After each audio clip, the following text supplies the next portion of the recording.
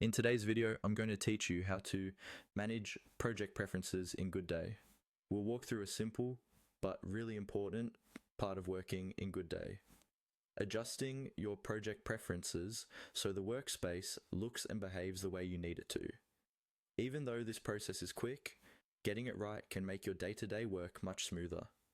First, start by opening Goodday and heading to the main workspace where your projects are listed. Take a moment to locate the specific project you want to work with. This might be a project you've created yourself or one that has been shared with you by your team. Select that project by clicking on its name. When you do this, Goodday will open the project's main view, showing you tasks, timelines, or other details depending on how things are already configured. Once your project is open, move your attention to the project's top area, usually near the header or main menu bar. Here, you'll find different options related to how the project is displayed and managed. Among these options, look for the one labeled Preferences. It may appear as a button, a menu item, or under a small drop-down icon, depending on your current layout and screen size. Click on Preferences to open the Project Preferences panel or window.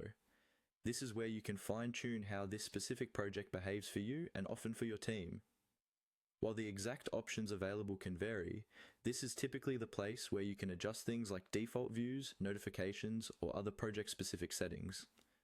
Even though we're not changing any of those settings in detail in this walkthrough, it's helpful to know that this is your control center for customizing the project experience. If you're managing multiple projects, you can repeat this same process for each one. Open the project, then go into Preferences and review what's available. As a quick tip, it's a good idea to revisit your project preferences from time to time, especially when your workflow changes or your team grows. Small adjustments here can save you from confusion later. Making sure everyone is looking at